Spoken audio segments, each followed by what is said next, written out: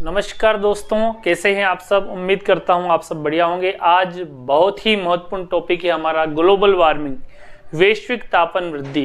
तो दोस्तों ये पूरे विश्व स्तर की समस्या है, यानी कि हमारा पृथ्वी का तापमान निरंतर जो एवरेज टेम्परेचर है वो बढ़ता जा रहा है। इसके क्या दुष्परिणाम होंगे और किस कारण से ये जो टेम्परेचर है लगातार दिनों दिन बढ़ता जा रहा है, इस संबंध में हम इस क्लास में पढ़ेंगे। तो ग्लोबल वार्मिंग, जिसको वैश्विक तापन वृद्धि भी कहते हैं और इसको जलवायु परिवर्तन भी कहते हैं। तो दोस्तों सबसे पहले वैश्विक तापन वृद्धि से क्या आशय है, तो यानी कि पृथ्वी की जो एवरेज टेम्परेचर में वृद्धि, पृथ्वी का औसत तापमान होता है 14 डिग्री सेल्सियस, यानी कि जो पृथ्वी का जो एवरेज टेम्परेचर धीरे धीरे बढ़ता जा रहा है। तो जब टेम्परेचर बढ़ेगा तो जनजीवन प्रभावित होगा और विभिन्न प्रकार के जो चेंजेज हैं हमें देखने को मिलेंगे। तो 1824 में जोसेफ फोरियर ने पहली बार ग्रीन हाउस गैसें या ग्रीन हाउस गैसों की संकल्पना रखी, यानी कि ग्रीन हाउस गैसें कौन कौन सी है उसकी कल्पना की। हरित गृह प्रभाव क्या है, तो दोस्तों ग्रीन हाउस इफेक्ट भी कहते हैं इसको।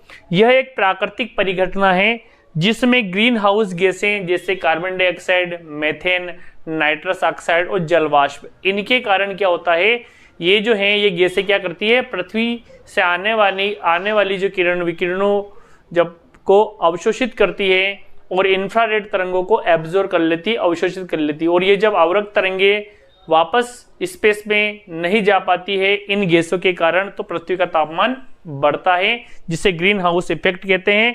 इन अवरक्त तरंगों के अवशोषण से वायुमंडल के तापमान में क्या होती है, ग्रोथ होती है, वृद्धि होती है।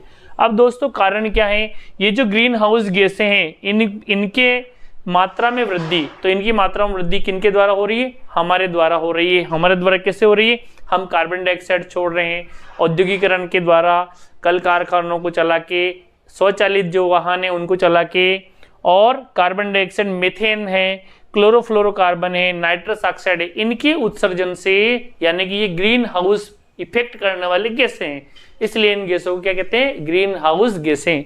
तो ग्रीन हाउस गैसें। एक और कारण क्या है, प्रदूषण। तो दोस्तों प्रदूषण होता ही है कल कारखानों से, स्वचालित ईंधन है इनके दहन से, और विभिन्न प्रकार के जो उत्सर्जन से। तो प्रदूषण है। वनोन्मूलन। तो दोस्तों वनोन्मूलन क्या है, वनोन्मूलन का मतलब वनों की अंधाधुंध कटाई, यानी कि वनों की जब कटाई होगी तो उस प्रक्रिया को वनोन्मूलन कहते हैं। और वनोन्मूलन के कारण क्या हो रहा है, ग्लोबलाइजेशन, यानी कि ग्लोबल वार्मिंग बढ़ती जा रही है। तो दोस्तों उद्योग, तो उद्योगों से निकलने वाले नाइट्रस के ऑक्साइड, सल्फर के ऑक्साइड और विभिन्न प्रकार की जो कार्बन मोनोऑक्साइड, डाइऑक्साइड और मेथेन्स वगैरह, ये भी क्या करते हैं, विश्व का तापमान लगातार बढ़ा रहे हैं।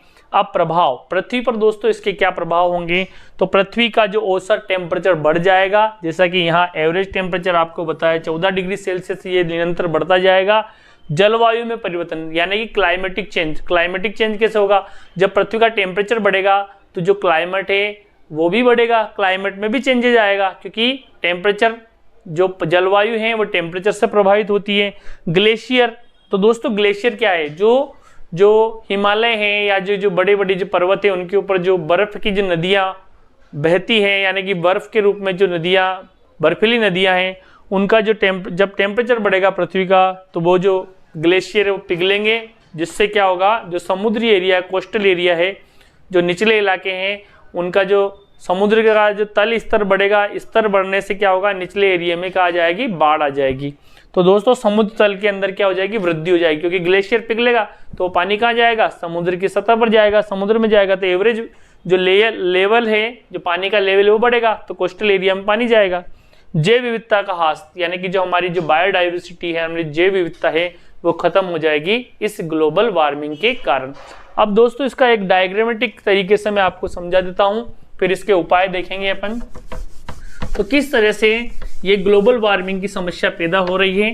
तो हाउस देखिए, ये हमारी पृथ्वी है, क्या है, ये हमारी पृथ्वी, और इस पृथ्वी के चारों ओर ये विभिन्न प्रकार की गैसें हैं। ये कौन सी गैसें हैं, जैसे कार्बन डाइऑक्साइड है, मेथेन है, जलवाष्प है और नाइट्रस ऑक्साइड है, यानी कि ये कौन सी गैसें, ग्रीन हाउस गैसें हैं, ग्रीन हाउस गैसें हैं। और ये ग्रीन हाउस गैसें कैसे, देखिए ये सूर्य से आने वाली, सूर्य से जो तरंगे आती है सूर्य से जब प्रकाश किरणें आती है पृथ्वी पर, ये प्रकाश किरणें सूर्य से आ रही है पृथ्वी पर, तो पृथ्वी क्या हो जाएगी, गर्म हो जाती है। क्या हो जाती है, गर्म। जब पृथ्वी गर्म होगी तो ये पृथ्वी क्या करेगी, इंफ्रारेड तरंगों यानी कि अवरक्त तरंगों को उत्सर्जित करती है। कौन सी तरंगे दोस्तों, अवरक्त तरंगे, इंफ्रारेड तरंगे। एक बात और बताता हूँ, जो रिमोट के अंदर जो हम तरंगे या रिमोट कंट्रोल्स के अंदर जो तरंगे निकलती वो इंफ्रारेड तरंगे ही होती है। तो दोस्तों ये जब इंफ्रारेड तरंगे उत्सर्जित करती है तो ये जो इंफ्रारेड तरंगे हैं ये वापस से कहाँ जाएगी, ऊपर जाएगी। तो ये ऊपर जाएगी वापस, ये ग्रीन हाउस इन गैसों के कारण वापस पृथ्वी पर आएगी, फिर ऊपर जाएगी, फिर पृथ्वी पर आएगी, यानी कि बार बार ये क्रम चलता रहेगा, ये क्रम चलता रहेगा। तो इस तरह से क्या हो जाएगा, ये कंबल की तरह पृथ्वी की यानी कि इन इंफ्रारेड तरंगों को, इस ऊष्मा को ये कंबल की तरह अंदर ही अंदर ढक लेती है, जिससे क्या होगा, ये जो पृथ्वी क्या हो जाएगी, गर्मी से भरपूर हो जाएगी, यानी कि गर्म हो जाएगी। तो इसका ताप क्या हो जाएगा, ताप वृद्धि हो जाएगी। तो इन ग्लोबल वार्मिंग जो उत्पन्न करने वाली गैसें ये वायुमंडल में फैल जाती है उत्सर्जन के पश्चात, और ये गैसें क्या करेगी, इन इंफ्रारेड तरंगों को बाहर स्पेस में जाने से रोकती है, यानी कि उनको एब्जॉर्ब कर लेती है, बाहर नहीं जाने देती है, जिससे पृथ्वी का जो टेम्परेचर है वो निरंतर बढ़ता जाएगा। और इसी प्रभाव को हम कहते हैं दोस्तों वैश्विक तापन वृद्धि, यानी कि ग्लोबल वार्मिंग। वैश्विक तापन वृद्धि यानी कि ग्लोबल वार्मिंग। अब हम बात करते हैं हमने ग्लोबल वार्मिंग से संबंधित क्या क्या उपाय किए वैश्विक स्तर पर, इससे संबंधित हम समझेंगे। तो दोस्तों पर्यावरणीय समस्या को लेकर वैश्विक स्तर पर बहुत सारे प्रयास हुए हैं।